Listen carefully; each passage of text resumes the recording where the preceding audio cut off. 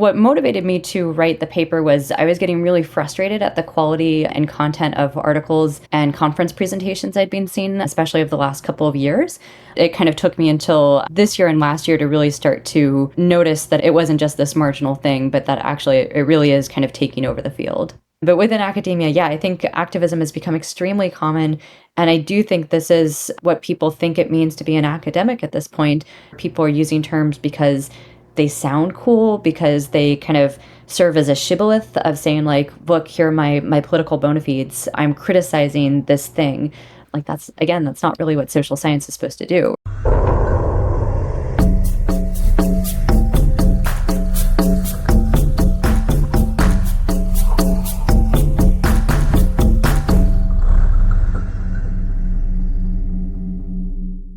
Hello everyone, welcome to the Generalist Universe podcast. My name is Caio Hux Pirandelli. I'm an economist and science communicator from Brazil.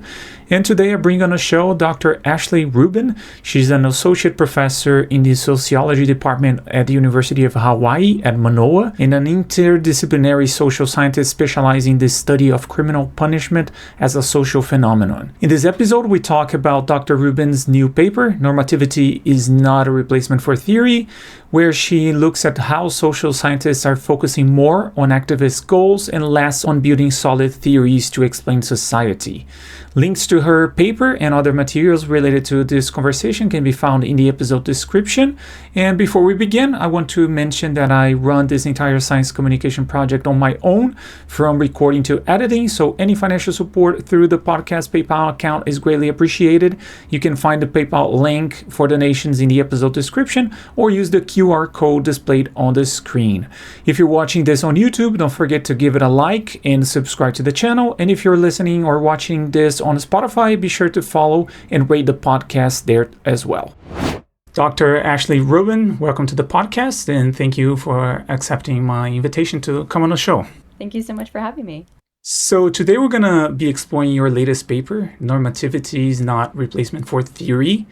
And I would like to know what motivated you to write this paper, and maybe it would be interesting to know exactly what you mean by normativity and theory here. So I'll start with the second part. So I'm using normativity to basically describe morality statements. So I, typically think of normativity as should statements. We should do this, we should not do that. But also kind of more moralistic statements like this thing is bad, this thing is good.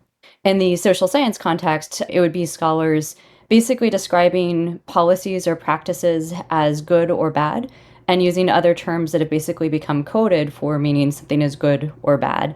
And so kind of bringing that in. And as a social scientist, I typically see my own morality, my own politics as kind of separate from typically empirical questions and theoretical questions, where my politics and my morality might shape which questions I'm interested in, but they're not supposed to shape my answers to those questions. The data is supposed to be the primary thing that determines the answers to those questions. And so when I'm talking about the rise of normativity, I'm seeing people basically refer back to their own morality, their own politics, their own ideology, rather than the data to answer really important questions or to make claims in general.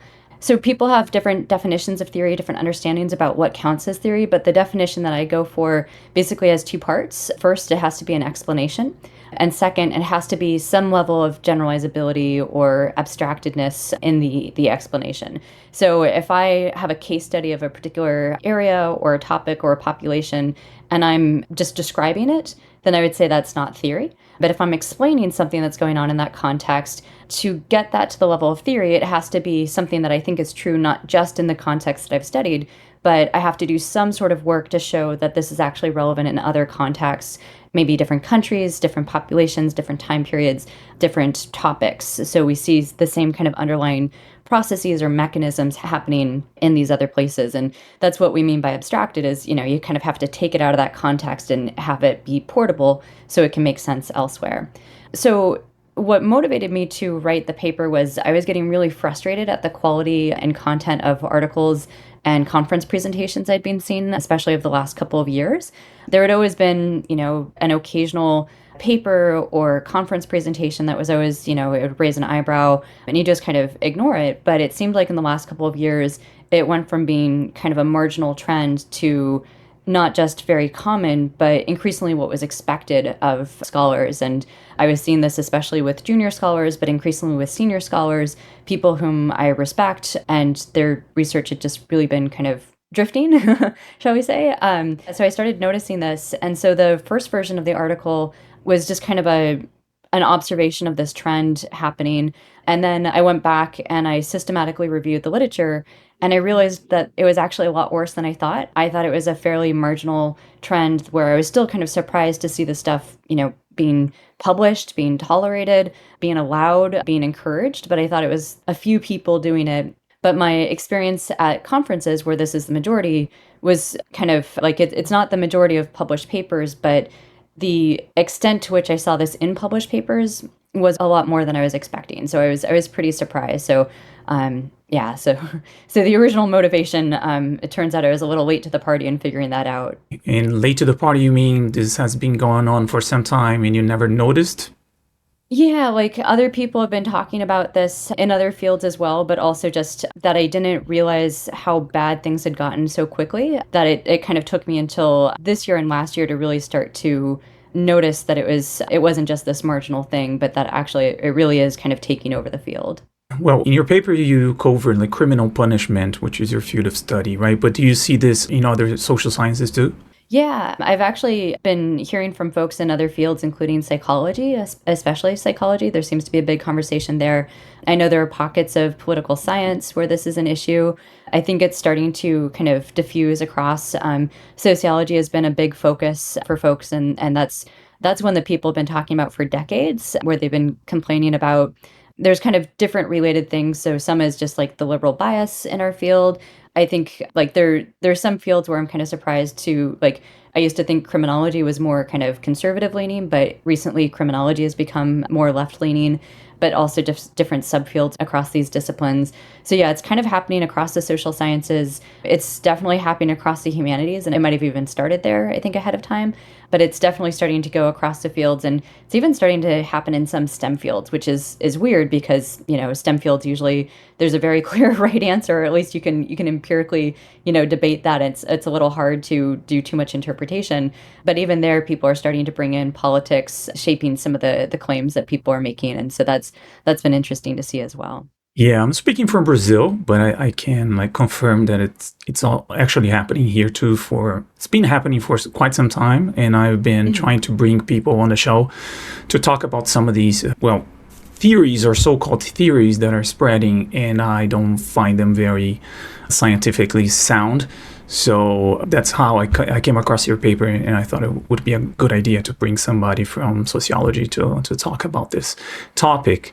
And here we're not talking about your feeling, right? You check that, and what kind of evidence points to an increasing reliance on normativity in your field, which is criminal punishment? Yeah, so I was looking at published articles, published books, also book reviews where somebody writes a couple of page overview, kind of summarizing and then also criticizing or talking about the contribution of a book. And so I've been looking at those across both the kind of key journals in my field, so Punishment Society, Theoretical Criminology, but also kind of more broadly. So there's a traditional field of Punishment Society, but then there's this newer field of carcerality studies and critical prison studies. And they exist across geography, across like some of the area studies, political science, and so on. So they're kind of even more interdisciplinary than Punishment Society historically has been, which is also very interdisciplinary. I forgot to mention history. And so I was looking at what's been published in these areas, and I did a little, I don't even want to call it a quantitative analysis because it's not sophisticated by any means, but I was really interested in this question of how new is this issue? Because certainly there's been critical work, going back centuries, but like especially in the 1960s, there was this big critical criminology movement. In the 70s, there's kind of a critical turn, the rise of Foucault as being very influential, and then postmodernism, post-structuralism, and all of that. So this has been with us for a while, and there's been some really important insights that scholars have given. But for me, it felt like things had really changed, I would say around 2016, around 2020, and then especially over the last couple of years as well. And so I was curious, kind of, is there a way to quantitatively check that? And so I did some word searches for some of the jargon terms that are both kind of correlated with the type of work that I'm talking about, but also in a lot of cases, scholars have actually explicitly justified their turn to these words as part of their politics and their kind of political motivations for writing these papers. And so I did a search of a number of different terms just to try to get a sense of like, okay, how common are these things? And so I looked especially at Punishment Society, which for me is a key journal. And I would say this is like a really good journal. This is not, a fringe journal. So this one, has good stuff. So it's kind of an interesting test case. And so I looked across this journal for the frequency of these words being used in, titles, abstracts, and that sort of thing, and saw that there really is kind of a peak, or not a peak, but a discontinuous shift upwards around 2020 for a lot of these terms. A lot of these terms have just been kind of gradually going up, but with like a steeper shift, I would say around 2015 to 2020, and then 2020 to present. So, it's a very unsophisticated analysis. I'm interested in doing other analyses. The other thing that I found is a lot of the articles that I had found just from keyword searches, they were actually some of the most popular, the most downloaded and read papers in these journals. And so one criticism I got was, these articles, they're kind of fringy articles. I've never heard of a lot of these authors, so how big of a trend is this actually? But if you go to the journal's website, a lot of these are actually the most downloaded papers. And so they, and a lot of them actually were highly cited. I ended up writing about multiple generations of papers where there would be like an original paper and then a paper that uses that paper and then a paper that uses the middle paper and so on. So it's becoming like, these little genealogies of papers. And so these aren't papers that just kind of get published and never get read and they're, marginal impacts. They're actually having a pretty big impact. So I would argue that there might not be the most common, they might not be exactly dominant, but I think they're rapidly becoming dominant. And then I was also looking at these book reviews. And one of the things I was highlighting in the book reviews is how the reviewers themselves were criticizing books that had been written, in a lot of cases with like, they had their own recommendations to activists in the book, but the reviewers were reading them as not activist enough, as not going far enough, as not taking certain steps to kind of reach, a liberatory potential, which in my view is not really the purpose of research. People can use research for those ends, but as researchers, that's not what we're supposed to be doing. We're supposed to provide the data that people can use in the interpretations, and then people can make their own decisions about what to do about these issues. And so the book reviewers themselves were criticizing that. And then I also, to kind of get a broader sweep of this, I also cited a number of other studies that folks have been publishing talking about different versions of related problems, from the push to self-censor research. So if you have a study, especially a quantitative study, and you don't like your findings, there's been kind of a push to either not publish those findings, or you'll have journal editors or reviewers who are holding them to higher standards, or they're not publishing them. And I actually recently saw a new article that's not been published yet, but they were showing screenshots of journal policies in psychology where they're saying they're not going to publish findings that could potentially harm populations, which, is very much up for interpretation. But that's not how science works. Like, that's going to create huge selection biases. So if you want to do meta-analyses and things like that, we're going to have very misleading results from that. But it's also, science is supposed to be neutral. It's not supposed to take a stance on if this is good or bad.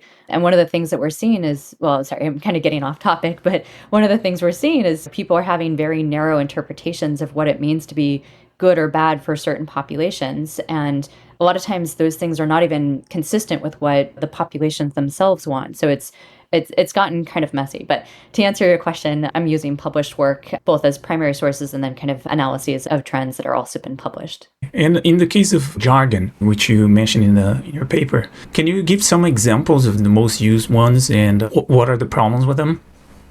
Yeah, sure. So I would say the most common jargon term that I'm seeing these days is carcerality, and a closely related term of the carceral state. So the carceral state is actually an offshoot of what was originally called the penal state. So scholars like Loïc Faucant and David Garland had used and developed this idea of the penal state to talk about initially kind of the difference between the welfare state and the penal state, and the kind of shifting relationship between the power of those two states, and kind of focusing on the role of government and how government was manifesting in its relationships with people, and kind of talking about the shift between the welfare state and the penal state. And David Garland used the term to kind of think about, like, okay, let's look at the people, the elites who are making these decisions, who, work for the state and are actually, like, let's look at their role in shaping policy outcomes. over time, people started using the penal state and then increasingly then the carceral state more descriptively, just to refer to essentially the buildup of punishment. And so increasingly it became a synonym for mass incarceration. In some cases, it's just a synonym for the criminal justice system. In some cases, it goes even broader to be social control, either like formal social control, so like by the state, but also informal social control from people. Um, Increasingly, it's kind of expanding even beyond that to forms of oppression and just basically anything that an author doesn't like, then they just call it carceral. So if you want to insult something, you just call it carceral.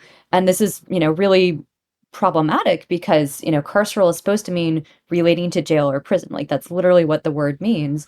But we've expanded it to mean these other things. And so when we're talking about carcerality or the carceral state, and people are using these terms in the literature, I don't know what they're talking about anymore. And in a lot of cases, I think they're using it to refer to mass incarceration, the criminal justice system, or social control. And we already have these terms and we've theorized these terms and we've built them up, but people are basically ignoring those terms because it seems like they just like the kind of punchiness of carceral state. Like it sounds very scary. And I guess like I don't know to what extent they're trying to relate it back to the prison and say this is all part of a continuum, like kind of going back to Michel Foucault and his carceral archipelago, if that's what they're doing. But in a lot of cases, they're not even citing him. So if that's what they're doing, it's not, clearly that. So they're just kind of creating this boogeyman of the carceral state.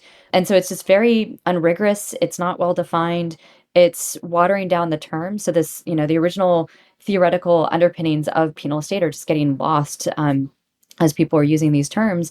And when people are using carcerality to refer basically to badness, we're losing out on carceral means prison or jail or relating to prison or jail. So it's just getting very confusing. So those are, I would say, the probably the biggest ones. But we also see the return of the idea of the prison industrial complex, which similarly started off with Niles Christie in the 1980s, and he talked about the role of economic factors in shaping political prison policy.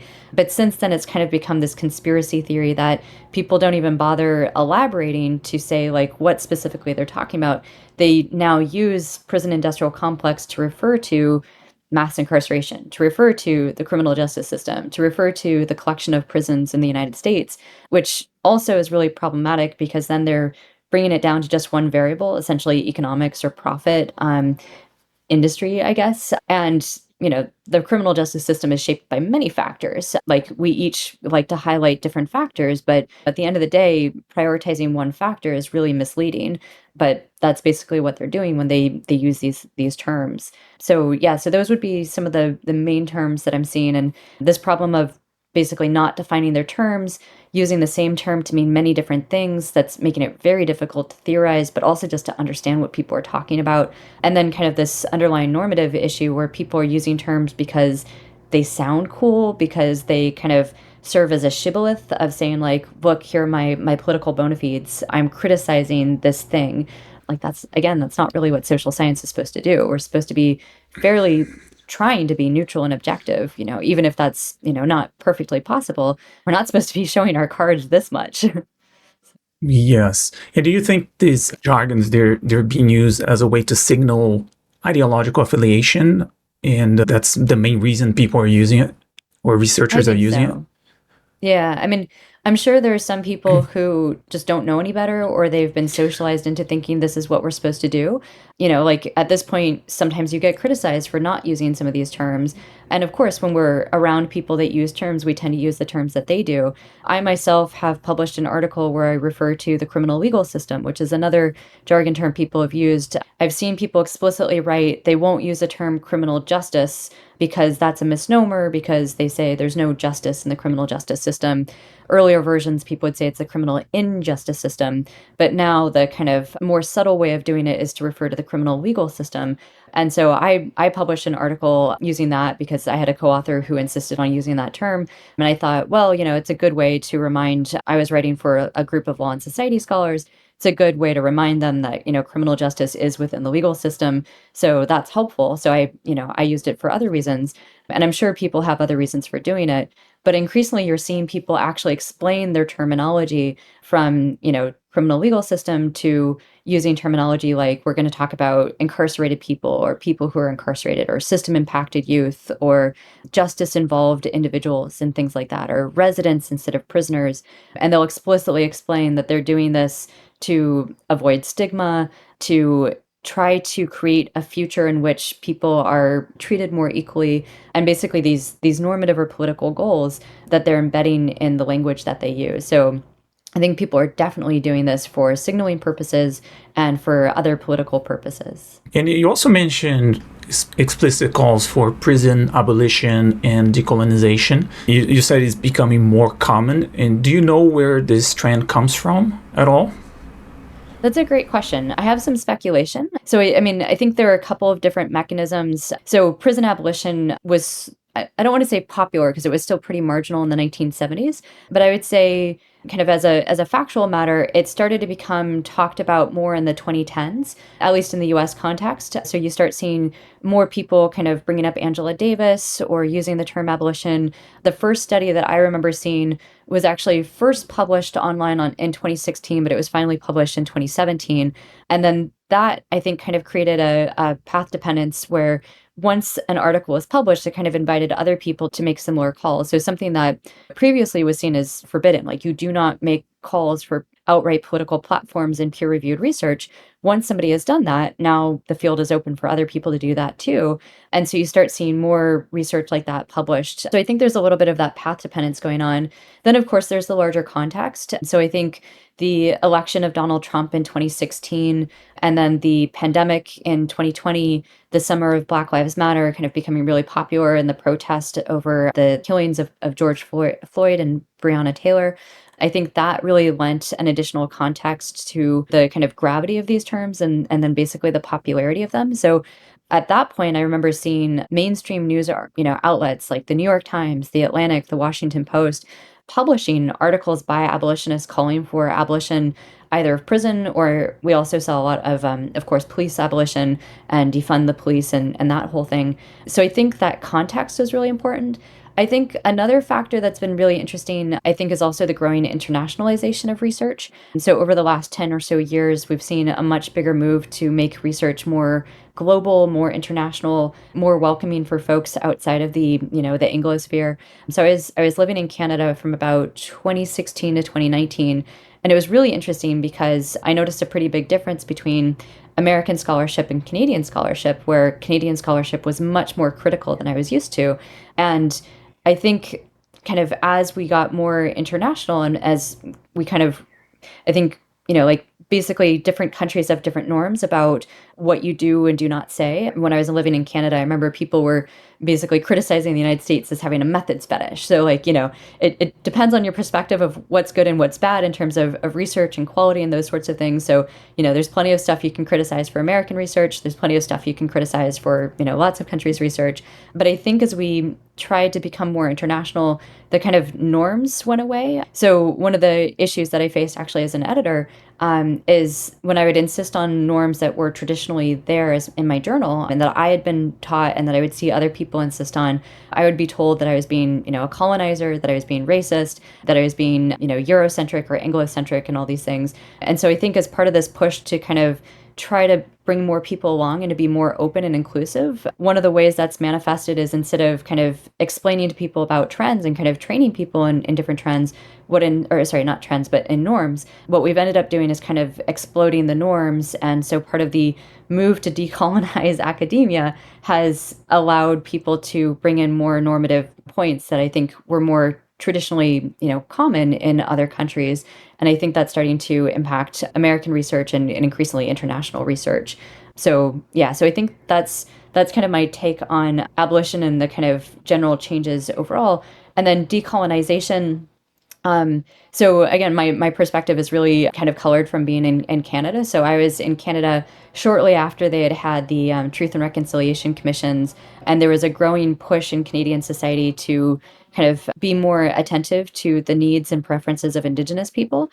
But what was interesting is it tended to be kind of more what social justice activists wanted for Indigenous people and not necessarily what Indigenous people wanted. And there's great work by Justin Tetrault, who is working with Indigenous people who actually want a lot of the things that critical activists, a lot of times white critical activists, non-Indigenous activists, are saying like, oh, we need to get rid of these things. We need to decolonize. This stuff is cultural appropriation and it's bad. And it turns out the Indigenous people, like, no group is homogenous, but a lot of them like these things and they want them. And so we see this kind of general trend that we're seeing across different areas of critical scholarship where people are saying, oh no, this thing is bad. And, the proper social justice thing to do is to criticize this. But actually, when you talk to the people who are the groups that, these ostensibly vulnerable groups that people are trying to champion, it turns out they like these things. So like abolish the police, turns out it's really, controversial among Black people, and, critical scholars are like, oh, this is what Black people want. Turns out it's mixed, it's complicated, and that's not always the case.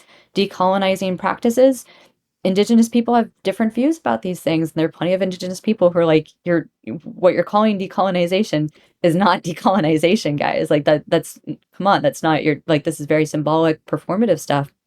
When it comes to some of the language stuff that we talk about, this idea of incarcerated people, one of the groups that kind of got this going was a group of formerly incarcerated students at UC Berkeley who put together a language guide, basically calling for more humanizing language, kind of modeled on disability studies and disability activists, calling for person first language.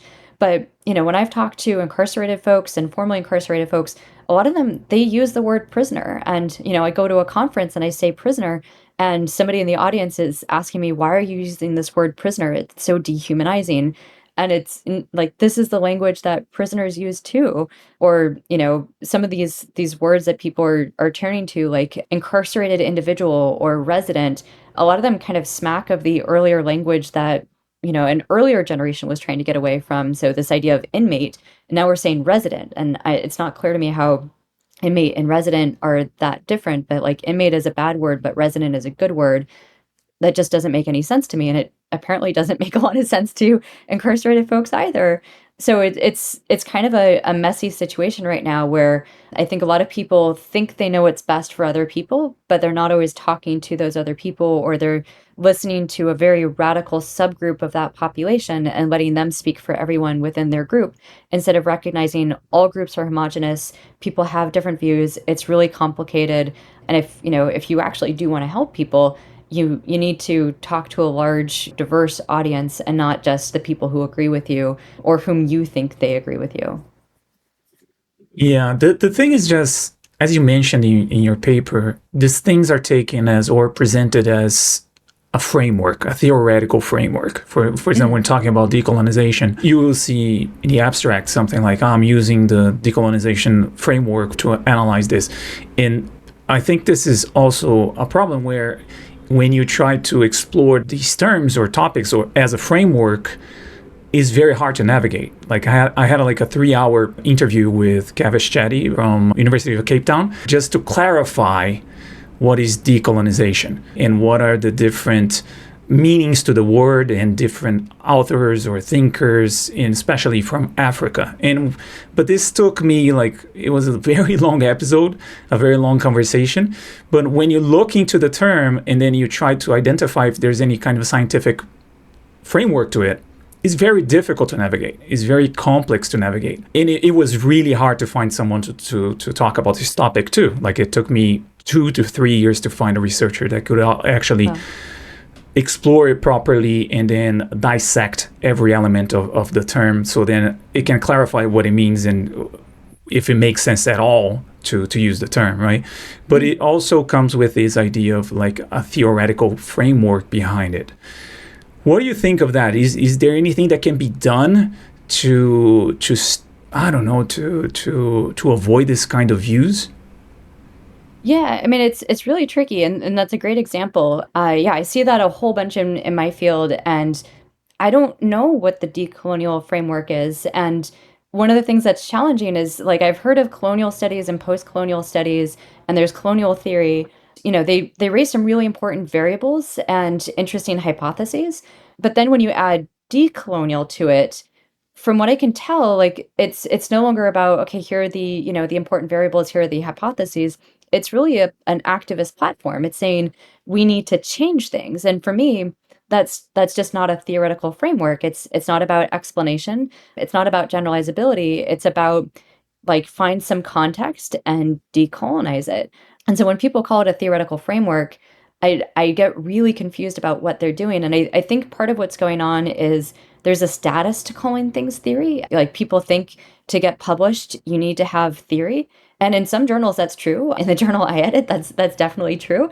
But there's other journals where you're allowed to do description, and description is really important work. And so you can do that.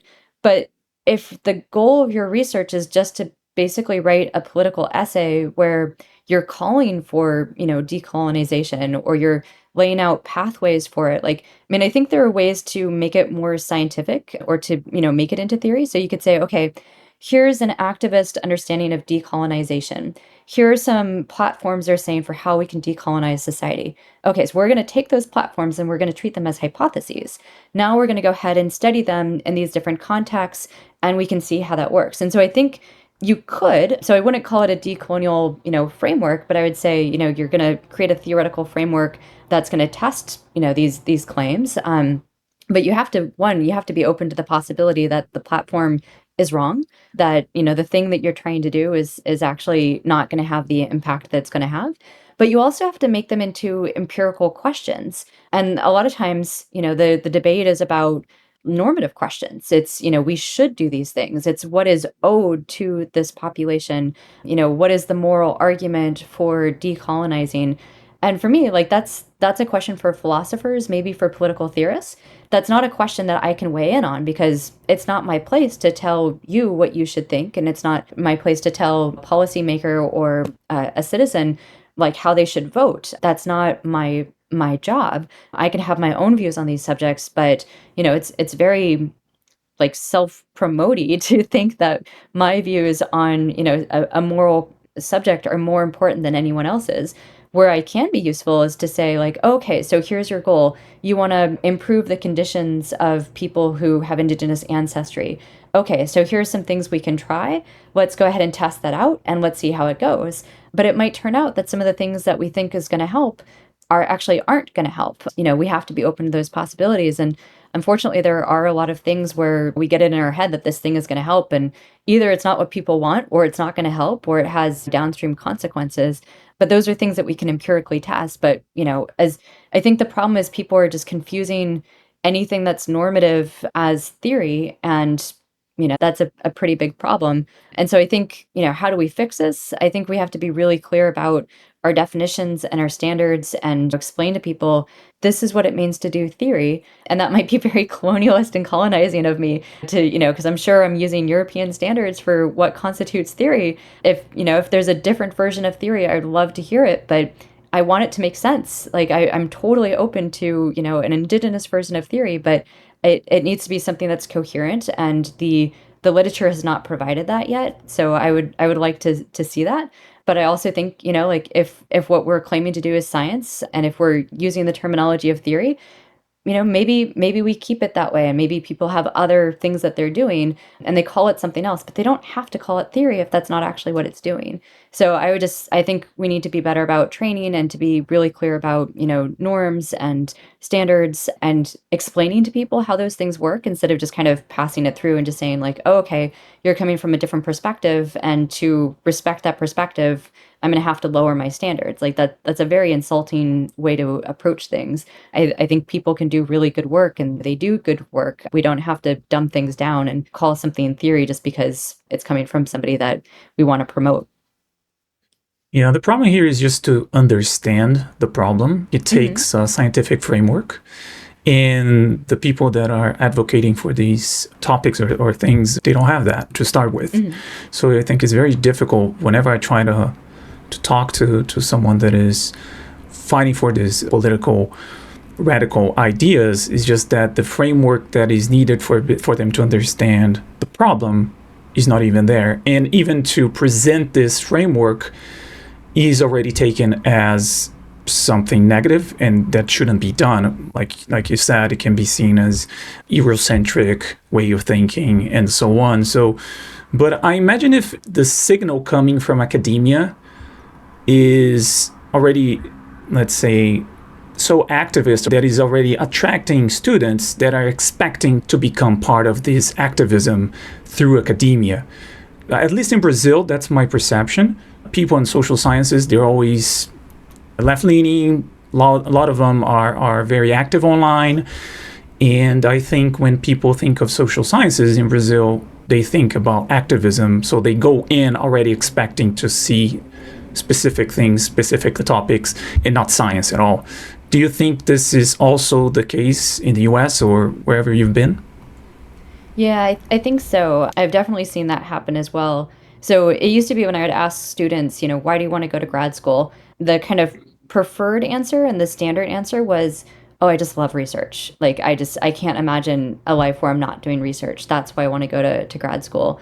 I would say over the last 10 or so years, I started to, especially online, I would see a lot of people talk about their motivation for going to grad school as to make money, which especially in the United States, like that is not like there are much better ways to make money much faster. Like it is not at all cost effective. Like even if you're going to a program where they're going to pay for your education and give you a stipend, it is still not cost effective to go to grad school. So that's a terrible reason.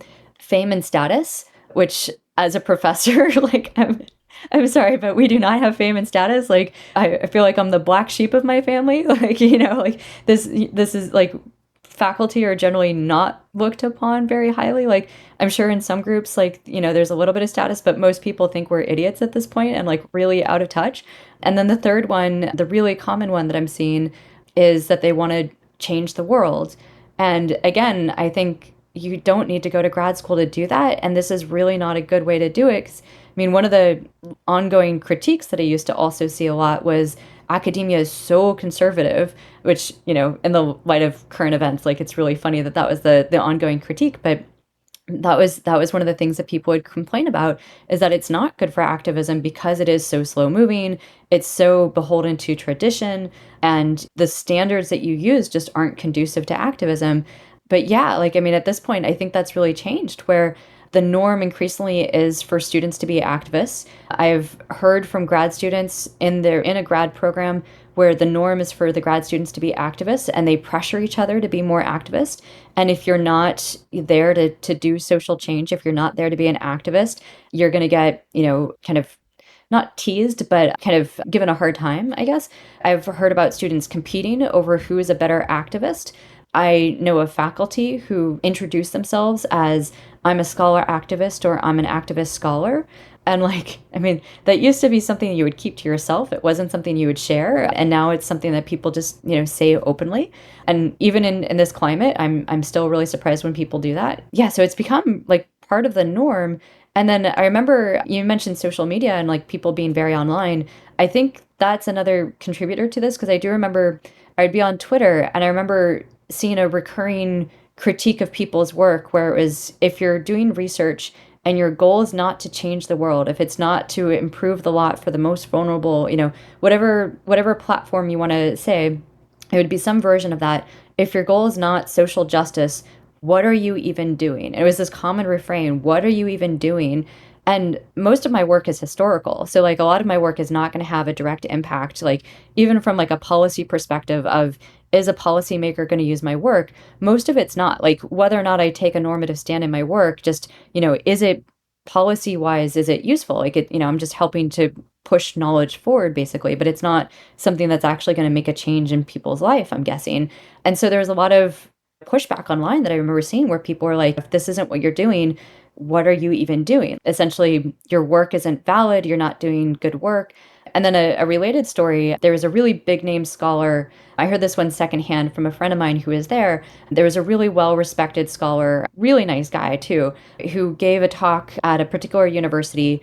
and afterwards spent some time talking with the grad students. And one of the grad students asked, what is it that motivates your work? And he had said something about, wanting to understand how the world works and, just being really interested by these things, which is the same answer I would give. And the students got really mad that his answer wasn't, oh, because I'm working to improve the criminal justice system, or because I want to abolish prison, or I want to undermine these capitalist structures or something. And so apparently like the students got really mad at him, and it was like this big scandal. And so I'm like, oh my God, like first of all, this is a really nice person. Like they're taking time to talk to the grad students. They're doing really, really good work. And this is the reaction they're getting. Like that's unacceptable, unprofessional, but also just what? So yeah, I think this like activist mindset has really spread. And I recently saw opinion data, or not opinion data, but polling data, where people had polled professors and grad students in terms of, do they identify as some combination of activist, radical, Marxist, and something else, but it was basically like, variations on radical and activist. I think it was 40% of faculty in I forget if it was just social sciences or if it was all faculty. And then I think it was 58% of grad students. And, I think that's becoming a really big issue. And then honestly, it's true for undergrads too. We're at this point, I'll give a class and I try to teach as neutrally as possible. Like I have students who they have family members who are police. I have students who family members are in prison. I have students who, families have both sides. I have students who want to become police officers and students who want to abolish the police. So I see my job as a public university professor to, be a professor to all of my students. So I try to teach as neutrally as possible.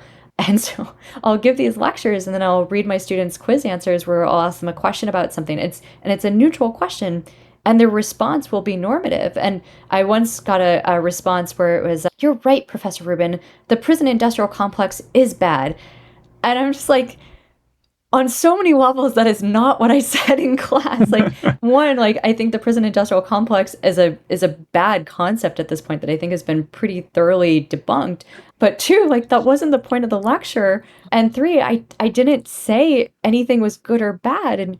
And like that's how the students are reading a lot of what we're talking about these days. So I think the kind of combination of the left-leaning bias across academia is becoming a really big issue, to the point where if I say something neutral, it's interpreted as liberal leaning from my students, from the public. I've written op-eds where I try to just, here's the data. I'm not taking a stance on, like this is a nonpartisan article, and people assume based on what I say, which way the data come out. They assume my politics based on that. So if I say crime rates are down, they think I'm a Democrat. If I say crime rates are up, they think I'm a Republican. So, it's a pretty big problem. But within academia, yeah, I think activism has become extremely common. And I do think this is what people think it means to be an academic at this point. And of course, like the most well-known academics, a lot of them are activists. And then we have this long-standing kind of distinction, or blurring distinction, between what it means to be a public scholar and what it means to be an activist.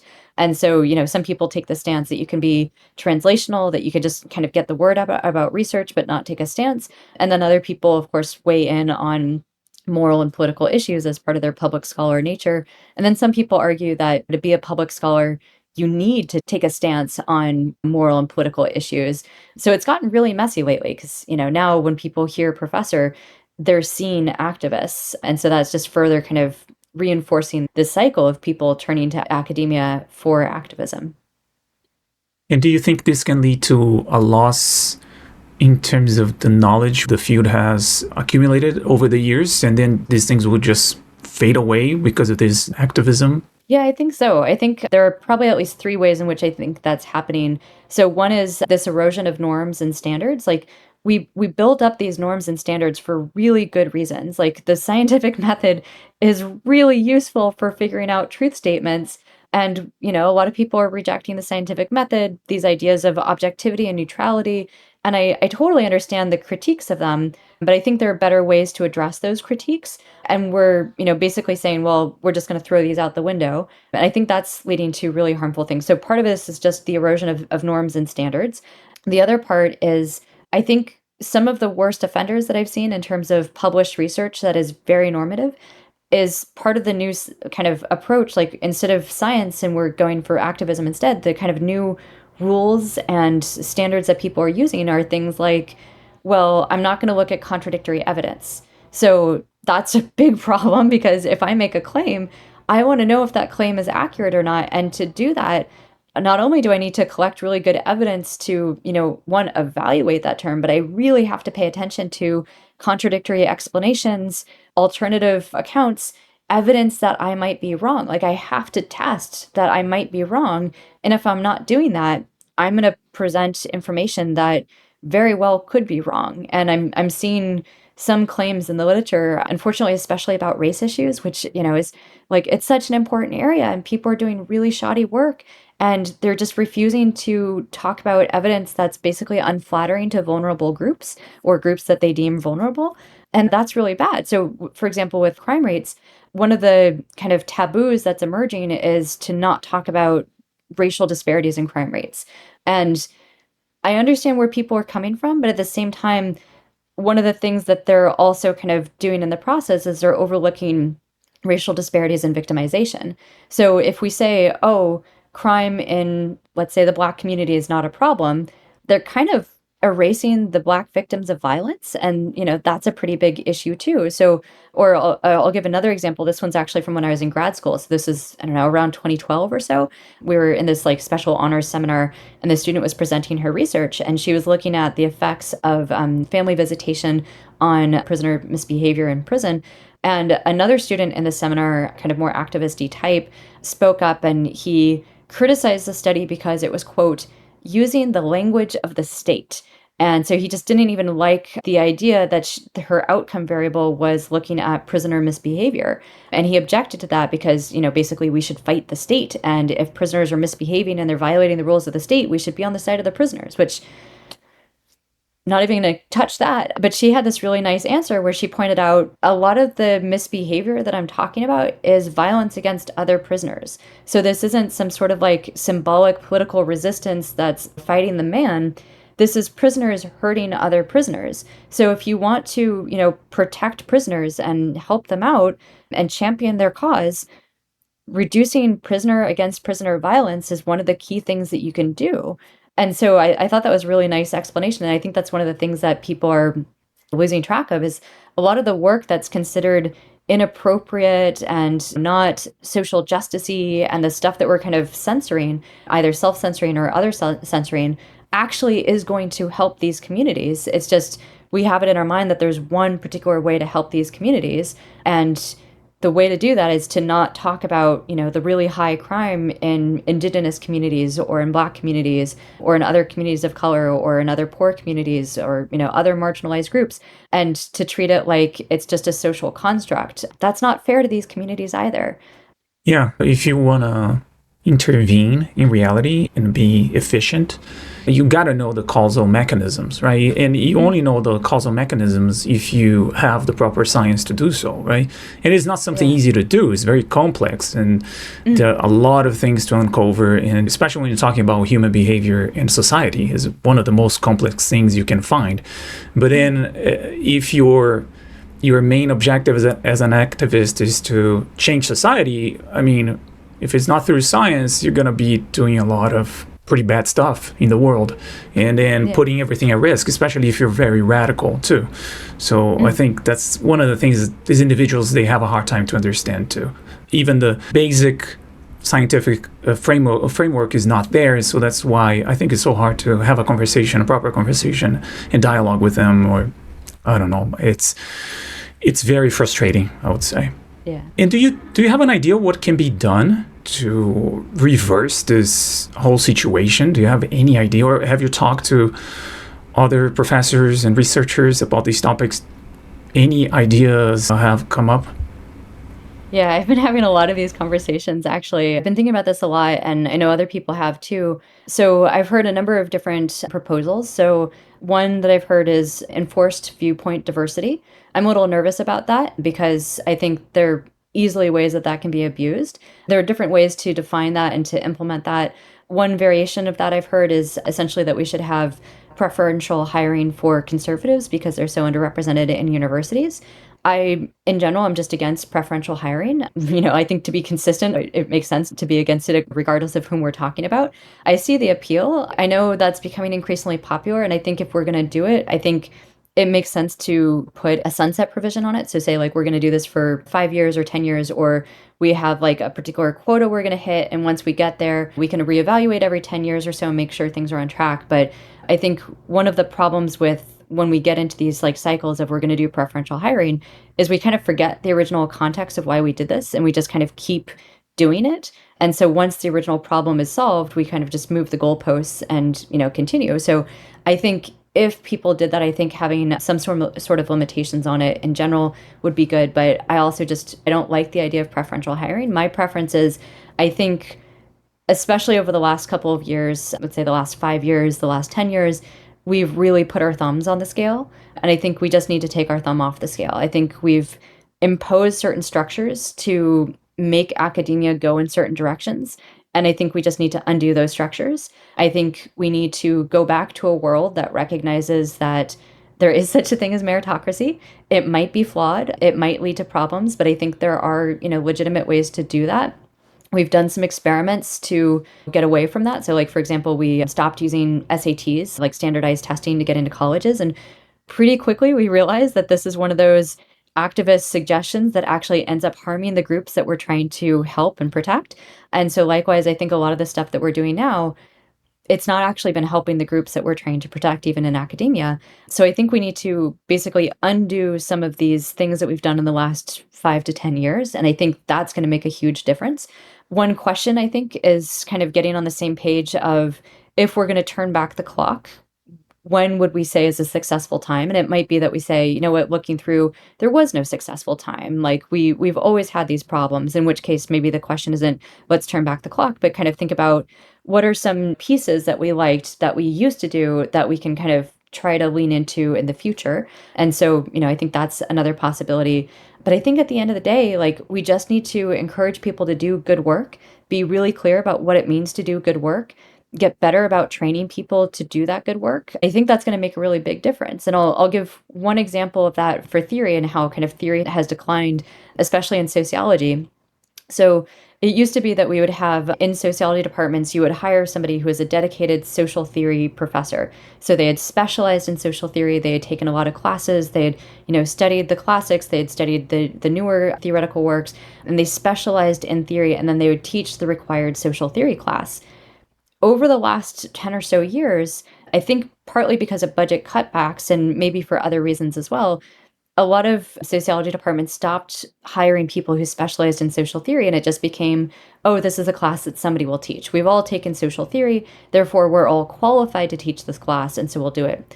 But then you get people teaching social theory who actually are not qualified to teach social theory, and then the students are getting this training, this, like, it's one of our 2 mandatory classes in most social departments.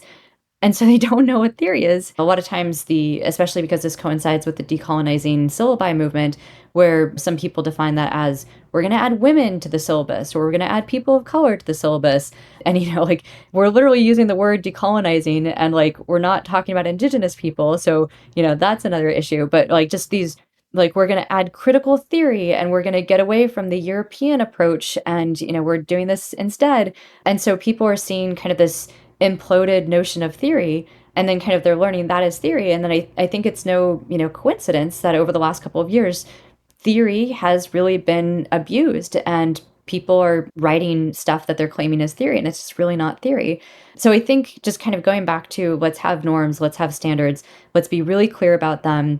It's kind of funny, we had this big discussion about the hidden curriculum in grad school a while ago. So all the stuff that we don't teach students, and so there was a push to kind of teach students the stuff that maybe if you have a good advisor, they tell you about this stuff. But there's some stuff that it's not even part of the hidden curriculum. It's just what we should be teaching people. We should be teaching how to write. We should be teaching how to read.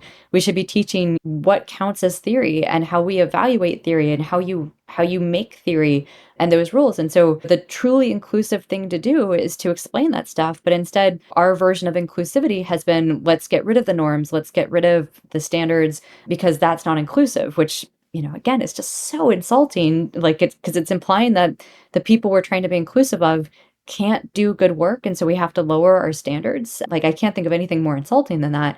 So I think just kind of explaining to people, bring people along and say like, okay, you're coming from a different tradition, or you came from a different educational background, so we're going to give you some extra training to kind of explain this. Or, you came from this tradition, but like, you had a teacher who just never taught you this stuff. Here's what it means to do this stuff. So I think just laying that out, being really clear, and we absolutely should have debates and we should discuss like, okay, so maybe theory is going to evolve. Maybe we need something other than theory. Maybe we can have something called normative theory, and, but we would have very clear rules about how you do that and how you do it well. And so it's not just like, oh, yeah, this agrees with my politics, so I'm going to go ahead and let them say whatever they want. Instead, we should be holding everyone to higher standards, even if we agree with what they're saying, and also if we disagree with what they're saying. So I think for me, that's probably the most important thing. But there's some other kind of discussions in the US, especially. There's a lot of top-down reforms coming through. There's a lot of debate about whether or not that's acceptable or not, whether or not it's a good thing or a bad thing. I think these are things we can discuss more. I'm seeing a lot of knee-jerk reactions where people aren't kind of stepping back and kind of talking about, okay, like, which parts of these things might be, good or bad, or like, are they going to have the impact we think they are? Are the justifications aligned with the mechanisms? Like, we can be social scientists about this, and, instead we're being pretty political. And then for me, one of the questions I have is, if this is the direction academia is going, do I stay in academia, or do I go to a think tank? Do I go do consulting? Do I do something else? If I'm advising potential students, like, what do I advise to them? If I see my professional associations basically encouraging behavior that I think is unethical and not rigorous, do I leave the organization, or do I try to reform the organization from within? I've actually been trying to do that for a couple of different groups that I'm part of, and it's not going well. So I'm not sure. I'm going to give it like another year or two before I, do anything more drastic, but I'm kind of slowly leaning out the door for a lot of these things. And I think a lot of people have already decided a lot of these organizations have behaved unethically and in ways that don't reflect the values that they started off as saying they reflect. And so they've already left the organization. So I know a lot of people, that's kind of their, like, the classic distinction, do you exit, voice, or loyalty? A lot of people are exiting, a lot of people are voicing. And I'm curious how many people think there's a problem but just aren't saying anything. That's for me like a really important empirical question of like, just where are people aligned right now, and like, what are they thinking? And I think a lot of people are too scared to speak up. So there's a lot of private conversations. I've actually got a lot of emails from people. And so it's been really interesting to get a sense of like, okay, like, there are people out there who think like me, but at the same time, you're not seeing that much publicly. And then I think the people who have spoken up publicly, there have been some costs associated with, so in academia today, being a conservative is a bad thing. And a lot of the people who are speaking up are being called conservative, which is funny because a lot of them are not. And so like, people are being called Trump supporters, which of course is code for bad thing. You're a bad person. So it's kind of a weird time right now. So I think those are some of the things we can do, and some of the things that people have been discussing, and some of the challenges facing some of those proposals. Yeah, most of my interviews I've done in Portuguese with Brazilian researchers, but I've been very vocal about being very skeptical of interdisciplinary projects. I don't know if you would agree with me, but like you said, in some STEM fields, you've seen something related to decolonization coming in. And I think a lot of it comes from this process of interdisciplinary projects without checking the background of each discipline involved, which in my case, I think the big problem is anthropology. I think it's like our perception, our view of human behavior would be very different. If you check the ethnographic records, you would have a very different perspective on human behavior. So I think it's a big problem not having this wider discussion with disciplines, because I think it has to be a collective effort in order to check what's wrong and then try to do something about it, right? But if it's just done by one particular field within a discipline, I think this is more likely to fail than anything else. So I think it's a big issue that I see here in Brazil, but I can see this in different parts of the world too. And it's a hard thing to do, is just to make people understand each other's field or different disciplines and understand the framework. And I think a lot of it, for example, the scientific framework coming from a STEM field is one that sometimes I'm just like, I find it quite curious not to see this scientific approach to other disciplines. They just accept things that I was like, man, just try to use some of the scientific framework you have to understand if this makes sense or not. But since it's coming from a different discipline, you take the whatever credential the person has as a form of acceptance of the idea that is coming through, right? So I think this is a big problem in Brazil, and I think it's not only here. It's just like the effort to actually fix these things is huge, and it demands a lot of time and a lot of reading. You have to be able to read a little bit about different disciplines to understand their framework, the history of the discipline, and then try to find out where's the problem coming from and what can be done about it. But I'm very skeptical of these interdisciplinary projects because of what I've seen so far. I don't know if I'm making any sense now. Yeah, no, that's super interesting. So I come from an interdisciplinary background, and I'm in theory a fan of interdisciplinarity. But it's interesting because it kind of depends on the implementation. So, what you're talking about, where it's just like, okay, you get this random person from another discipline, you don't know if they're a good scholar or not. And because they're so different, you don't necessarily have the tools to evaluate their work. And so I can see how that would be a really big problem. I'll also say there are some interdisciplinary fields in the US, and some of them are really terrible. And it's kind of interesting because it's almost like they're rejecting the standards of their kind of mother disciplines. And so they're kind of going into a field where it's almost like, because it's interdisciplinary, it has different standards and different norms, and it has to be more flexible. So we're going to, it's kind of like the greater internationalization, where it's like, well, to be fully inclusive, we're just going to lower our standards across the board. So I think that's not a great way to do it. I think interdisciplinarity can be done really well. It's, as you mentioned, it's hard. Like, it's super interesting to talk to folks. Like, economists approach questions very different from sociologists. And I was actually trained by an economist, a political scientist, some interdisciplinary folks, some criminologists, and some sociologists. And so I had like really interesting conversations with people, and like each one attacks the problem differently. Some people bring different variables, some people bring different assumptions, different methodologies. And I always liked going to talks when I was in grad school. I would go to different departments' talks, and I specialized as a methodologist. And I thought of methodology as like that makes me, multilingual, because you can be studying this thing that I really don't care about, but I care about research design. And so I can at least evaluate your research design. Of course, that doesn't work if I'm talking to people who basically reject the idea of research design, or don't have a research design, or they don't talk about their research design or their methods because they don't think it's interesting. So that type of interdisciplinarity becomes really difficult. I have a much harder time having a conversation with a philosopher because I don't even know how to be on the same page with them. We're interested in such different things and such different rules.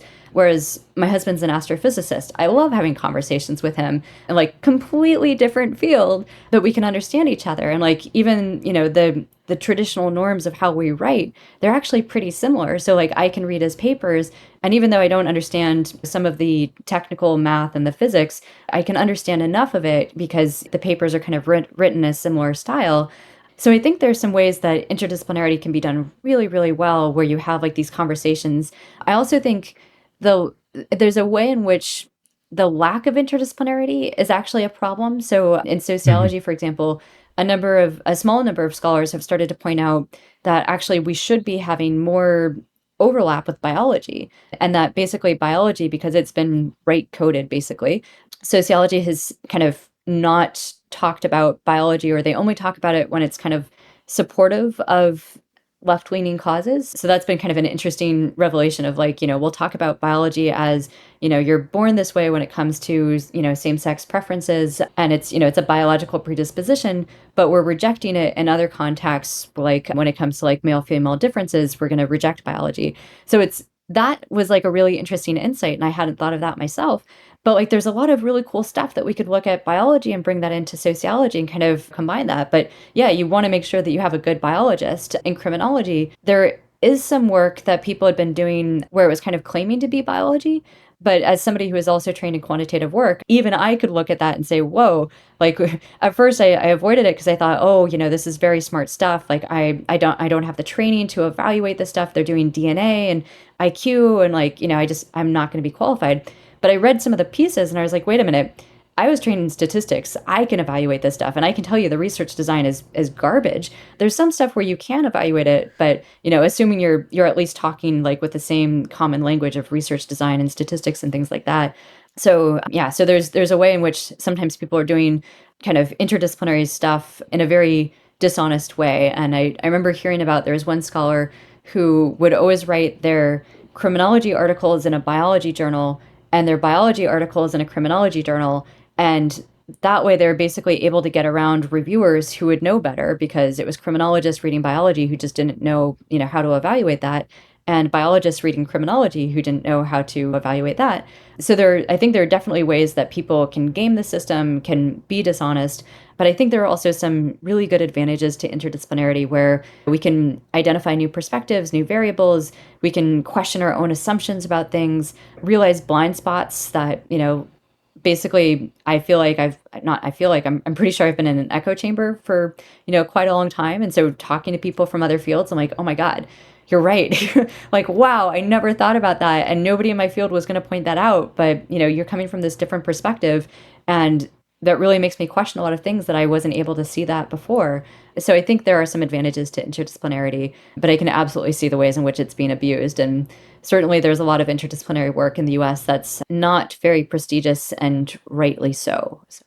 And one last question. Florida has eliminated sociology as a core course at its universities, and I'd like to hear your thoughts on that.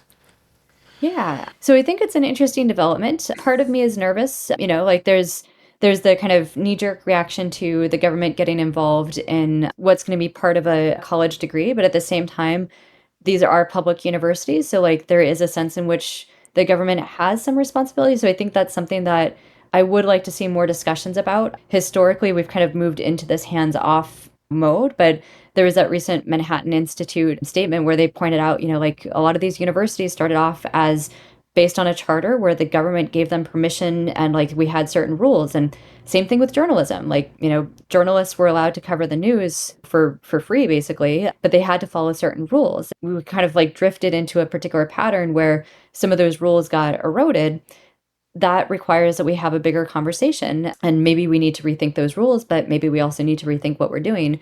So that's kind of my first reaction to it. But my other reaction is I understand why they're picking on sociology. Like, we're kind of one of the more notorious disciplines, and there's a lot of stuff that's been done. I mean, especially in Florida, it's funny because initially there was like this focus on critical race theory that got associated with sociology, which ironically strengthened the ties between critical race theory, which historically was something that you saw in law schools. It wasn't something that you would see in sociology. But once certain government actors decided critical race theory is bad and should be policed, that ironically just made it so much more popular. And so then people started importing it into other social sciences, and it just skyrocketed into popularity. And so sociology really leaned into that and kind of brought in more critical race theory that I would argue, I'm not even sure it's critical race theory, because I think of critical race theory as the stuff that was from law schools. And a lot of this stuff is not talking about law. It's just talking about, it's basically critical race studies rather than critical race theory.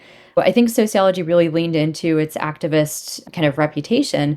But that said, I mean, I don't know. A lot of the stuff that's happening in sociology is happening across the social sciences. It's happening across the humanities. And as we've discussed, it's starting to happen in the STEM fields. So it's a little weird to see sociology targeted. It might be, that we need to see these discussions more broadly. Like, if we take the stance that the government should intervene, I don't think sociology should be alone in getting this target. It's a little unfair that it's alone, but that's, conditional on the government should intervene, like, which personally I'm still trying to decide how I feel about that. I'm nervous about top-down change, but I also get it. Like, I mean, if academia is going off the rails, if we are having a really hard time justifying the value of a college education, and I think that's getting harder now with AI, where there's a lot of stuff that AI is, if it isn't already doing stuff better, very soon it will be doing stuff better. And so I think instead of just kind of putting our heads in the sand, I think we really need to acknowledge that this is something we need to figure out, like what our contribution is to society under this current setting. We've had a lot of economic change even before the new Trump administration, but now under the Trump administration, that's also causing a lot of issues. So I think there's a lot of rethinking we need to do. And I'm still trying to decide how I feel about how much this should be government intervention, how much it should be from the ground up. For me, one of the key points is how much do other faculty kind of weigh in and say, this is a problem? Maybe we don't like the circumstances under which we're kind of forced to deal with this problem. I think a lot of things happened at once. And I think even without the Trump administration, I think there was some stuff that we probably were going to realize we needed to discuss anyway. But because it's associated with the Trump administration, I think a lot of people are refusing to discuss it because we're kind of in this mode where if you don't like Trump, then anything he says, you're just going to believe the opposite. And, that's not a very scientific approach to things. But because Trump is kind of, I guess people say, waging war on academia or on universities, I think that's causing a lot of people to just knee-jerk defend universities and not acknowledge the problems. And so for me, one of the things I'm really going to be looking for the next couple of years is, are people acknowledging the problem? How many people? Is it just basically a fringe group of people who are kind of willing to speak up? Is there a silent majority? How big is that group? What are they willing to do? Are we going to have these collective conversations and at least debate these things? Like I could be wrong about a lot of stuff. I'm Sure. fine with that if people can, point out what I'm wrong about, but we need to be having these conversations. What I'm not fine with is people refusing to have these conversations. And so I'll be seeing, like, do we have these conversations? Are more people speaking up? Are we willing to have these debates, or is it just, we're just going to get on the front lines and oppose any changes whatsoever just because they're top down? And like, I get that perspective too, but I also think we have some serious problems we need to address. Sure. Yeah. It's a very messy situation. And Ashley, I want to thank you once again for coming on the show. I think we covered quite a lot. I'm linking your paper in the description of the episode. Whoever wants to read the full paper is in there. And thank you. Thanks so much. This was fun.